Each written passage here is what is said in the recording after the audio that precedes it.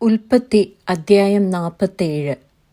അങ്ങനെ യോസെഫ് ചെന്ന്, എൻ്റെ അപ്പനും സഹോദരന്മാരും അവരുടെ ആടുകളും കന്നുകാലികളും അവർക്കുള്ളതൊക്കെയും കനാൻ ദേശത്തു നിന്ന് വന്നു ഗോഷ്യൻ ദേശത്തിരിക്കുന്നു എന്ന് ഫറവോനെ ബോധിപ്പിച്ചു.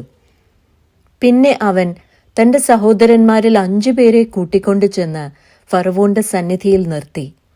അപ്പോൾ ഫറവോൻ അവൻ്റെ സഹോദരന്മാരോട്, നിങ്ങളുടെ തൊഴിലെന്ത് എന്ന് ചോദിച്ചതിന് അവർ ഫറവോനോട്, അടിയങ്ങളും അടിയങ്ങളുടെ പിതാക്കന്മാരും ഇടയന്മാരാകുന്നു എന്ന് പറഞ്ഞു. ദേശത്ത് താമസിപ്പാൻ ഞങ്ങൾ വന്നിരിക്കുന്നു. കനാൻ ദേശത്ത് ക്ഷാമം കഠിനമായിരിക്കയാൽ അടിയങ്ങളുടെ ആടുകൾക്ക് മേയ്ച്ചലില്ല. അടിയങ്ങൾ ഗോഷ്യൻ ദേശത്ത് പാർത്തുകൊള്ളട്ടെ എന്നും അവർ ഫറവോനോട് പറഞ്ഞു. ഫറവോൻ യോസെഫിനോട്, നിന്റെ അപ്പനും സഹോദരന്മാരും നിന്റെ അടുക്കൽ വന്നിരിക്കുന്നുവല്ലോ. മിസ്രയീം ദേശം നിന്റെ മുമ്പാകെ ഇരിക്കുന്നു.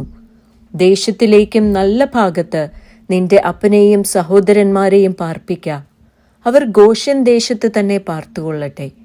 അവരിൽ പ്രാപ്തന്മാരുണ്ടെന്ന് നീ അറിയുന്നുവെങ്കിൽ അവരെ എൻ്റെ ആടുമാടുകളുടെ മേൽവിചാരകന്മാരാക്കി വെക്കുക എന്ന് കൽപ്പിച്ചു. യോസെഫ് തൻ്റെ അപ്പനായ യാക്കോബിനെയും അകത്തു കൊണ്ടുചെന്നു. അവനെ ഫറവോന്റെ സന്നിധിയിൽ നിർത്തി. യാക്കോബ് ഫറവോനെ അനുഗ്രഹിച്ചു. ഫറവോൻ യാക്കോബിനോട്, എത്ര വയസ്സായി എന്ന് ചോദിച്ചു.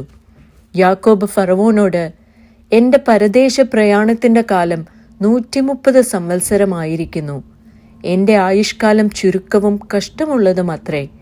എൻ്റെ പിതാക്കന്മാരുടെ പരദേശ പ്രയാണമായ ആയുഷ്കാലത്തോളം എത്തിയിട്ടുമില്ല എന്ന് പറഞ്ഞു. യാക്കോബ് ഫറവോനെ പിന്നെയും അനുഗ്രഹിച്ചു ഫറവോന്റെ സന്നിധിയിൽ നിന്ന് പോയി. അനന്തരം യോസെഫ് തന്റെ അപ്പനെയും സഹോദരന്മാരെയും കുടിപ്പാർപ്പിച്ചു. ഫറവോൻ കൽപ്പിച്ചതുപോലെ അവർക്ക് മിസ്രയീം ദേശത്തിലേക്കും നല്ല ഭാഗമായ രമസേസ് ദേശത്ത് അവകാശവും കൊടുത്തു.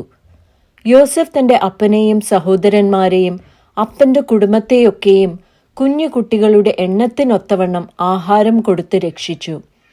എന്നാൽ ക്ഷാമം ഏറ്റവും കഠിനമായിരുന്നതുകൊണ്ട് ദേശത്തെങ്ങും ആഹാരമില്ലാതെയായി. മിസ്രയീം ദേശവും കനാൻ ദേശവും ക്ഷാമം കൊണ്ട് വലഞ്ഞു. ജനങ്ങൾ വാങ്ങിയ ധാന്യത്തിന് വിലയായി യോസെഫ് മിസ്രയീം ദേശത്തും കനാൻ ദേശത്തുമുള്ള പണമൊക്കെയും ശേഖരിച്ചു. പണം യോസെഫ് ഫറവോന്റെ ഗൃഹത്തിൽ കൊണ്ടുവന്നു. മിസ്രയീം ദേശത്തും കനാൻ ദേശത്തും പണമില്ലാതായപ്പോൾ മിസ്രയീമ്യരൊക്കെയും യോസെഫിന്റെ അടുക്കൽ ചെന്ന്, ഞങ്ങൾക്ക് ആഹാരം തരണം, ഞങ്ങൾ നിന്റെ മുമ്പിൽ കിടന്ന് മരിക്കുന്നതെന്തിന്? പണം തീർന്നുപോയി എന്ന് പറഞ്ഞു. അതിന് യോസെഫ്, നിങ്ങളുടെ ആടുമാടുകളെ തരുവിൻ. പണം തീർന്നു പോയെങ്കിൽ നിങ്ങളുടെ ആടുമാടുകളെ വിലയായി വാങ്ങി ഞാൻ തരാം എന്ന് പറഞ്ഞു. അങ്ങനെ അവർ തങ്ങളുടെ കന്നുകാലികളെ യോസെഫിന്റെ അടുക്കൽ കൊണ്ടുവന്നു. കുതിര, ആട്, കന്നുകാലി, കഴുത എന്നിവയെ യോസെഫ് വിലയായി വാങ്ങി അവർക്ക് ആഹാരം കൊടുത്തു. ആ ആണ്ടിൽ അവരുടെ കന്നുകാലികളെ എല്ലാം വാങ്ങി ആഹാരം കൊടുത്ത് അവരെ രക്ഷിച്ചു. ആ ആണ്ട് കഴിഞ്ഞ് പിറ്റേ ആണ്ടിൽ അവർ അവന്റെ അടുക്കൽ ചെന്ന് അവനോട് പറഞ്ഞത്, ഞങ്ങളുടെ പണം ചെലവായി, മൃഗക്കൂട്ടങ്ങളും യജമാനന് ചേർന്നു. ഞങ്ങളുടെ ശരീരങ്ങളും നിലങ്ങളും അല്ലാതെ യജമാനന്റെ മുമ്പാകെ ഒന്നും ശേഷിപ്പില്ല എന്നുള്ളത് യജമാനനെ ഞങ്ങൾ മറയ്ക്കുന്നില്ല. ഞങ്ങളും ഞങ്ങളുടെ നിലവും നിന്റെ കണ്ണിനു മുമ്പിൽ എന്തിനു നശിക്കുന്നു? നീ ഞങ്ങളെയും നിലത്തെയും ആഹാരത്തിന് വിലയായി വാങ്ങണം. ഞങ്ങൾ നിലവുമായി ഫറവോന് അടിമകളാകട്ടെ. ഞങ്ങൾ മരിക്കാതെ ജീവനോടെ ഇരിക്കേണ്ടതിനും നിലം ശൂന്യമായി പോകാതിരിക്കേണ്ടതിനും ഞങ്ങൾക്ക് വിത്ത് തരണം. അങ്ങനെ യോസെഫ് മിസ്രയീമിലെ നിലമൊക്കെയും ഫറവോന് വിലയ്ക്ക് വാങ്ങി. ക്ഷാമം പ്രബലപ്പെടുക കൊണ്ട് മിസ്രയീമ്യർ തങ്ങളുടെ നിലം വിറ്റു. നിലമെല്ലാം ഫറവോനായി. ജനങ്ങളെയോ അവൻ മിസ്രയീം ദേശത്തിന്റെ അറ്റം മുതൽ അറ്റം വരെ പട്ടണങ്ങളിലേക്ക് കുടി നീക്കി പാർപ്പിച്ചു. പുരോഹിതന്മാരുടെ നിലം മാത്രം അവൻ വാങ്ങിയില്ല. പുരോഹിതന്മാർക്ക് ഫറവോൻ അവകാശം കൽപ്പിച്ചിരുന്നു. ഫറവോൻ അവർക്ക് കൊടുത്ത അവകാശം കൊണ്ട് അവർ ഉപജീവനം കഴിച്ചതിനാൽ അവർ തങ്ങളുടെ നിലം വിറ്റില്ല. യോസെഫ് ജനങ്ങളോട്, ഞാൻ ഇന്ന് നിങ്ങളെയും നിങ്ങളുടെ നിലത്തെയും ഫറവോന് വിലയ്ക്ക് വാങ്ങിയിരിക്കുന്നു. നിങ്ങൾക്ക് വിത്ത് ഇതാ, നിലം വിതച്ചുകൊള്ളുവിൻ. വിളവെടുക്കുമ്പോൾ നിങ്ങൾ ഫറവോന് 1/5 കൊടുക്കണം. 4 ഓഹരിയോ വിത്തിനും വിത്തായിട്ടും നിങ്ങൾക്കും നിങ്ങളുടെ വീടുകളിലുള്ളവർക്കും നിങ്ങളുടെ കുഞ്ഞുകുട്ടികൾക്കും ആഹാരമായിട്ടും നിങ്ങൾക്ക് തന്നെ ഇരിക്കട്ടെ എന്ന് പറഞ്ഞു. അതിന് അവർ, നീ ഞങ്ങളുടെ ജീവനെ രക്ഷിച്ചിരിക്കുന്നു. യജമാനന് ഞങ്ങളോട് ദയയുണ്ടായാൽ മതി, ഞങ്ങൾ ഫറവോന് അടിമകളായിക്കൊള്ളാം എന്ന് പറഞ്ഞു.